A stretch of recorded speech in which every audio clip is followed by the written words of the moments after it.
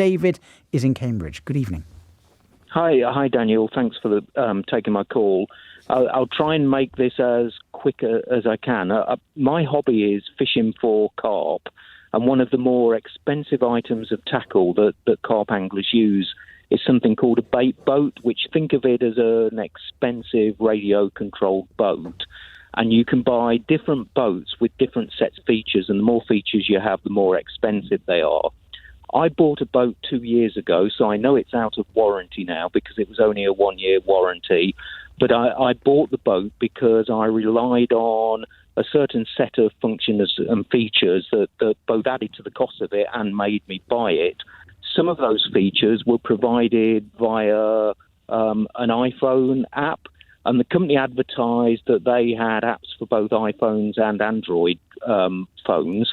They're still advertising the same features for the same boat. When you say the company, you mean the company that you bought the bait boat from? The company that manufactures the boat and that I bought it from. They advertised then and still do that those features are available and supported on both Apple and Android phones. I'm an Apple user, and a month or two ago, following an app update, the app stopped working, and so I've lost a lot of functionality on the boat. I've contacted them, and to cut a long story short, their support department say Apple phones are problematical, Apple produce too many software updates, we can't keep up with them, you should go and buy an Android phone instead. I've said to them, that's totally unacceptable. My question to you is, even though it's out of warranty, because I relied on that set of functionality as part of my purchase decision, can I pursue a small claims How much for the boat? How much was the boat? £1,000. Okay, so buying a new phone, well, an Apple phone costs £1,000, doesn't it? And yeah, exactly. Yeah. They would not have promised, and I know you're not suggesting, David, that they promised that they would keep the app working forever. But Correct. There would be an implied term that it's got to be kept working for a reasonable time after you buy the boat.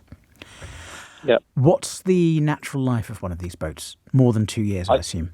Yeah, I think you'd probably keep it for 5 years. 5 so years, I'm guessing I think you'd have little difficulty persuading a judge that there's an implied term in there that they would keep the app working for a reasonable period after you buy it, 5 years. Because otherwise they've sold you something that's useless and it's not fit for its purpose. And Exactly. Part of what they sold you was software. Yeah.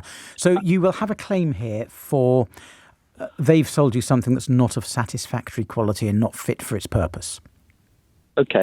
What is that? And would I only be able to claim 3/5 of the cost, or could I go for the full purchase price, given that I have to replace with something that's going to cost me the same amount from a different manufacturer? Well, there are different arguments to run here, but broadly I would expect you to get the cost of buying a new boat or a similar spec boat, less the second-hand value of the boat that you've got at the moment, because you could sell that to an Android user.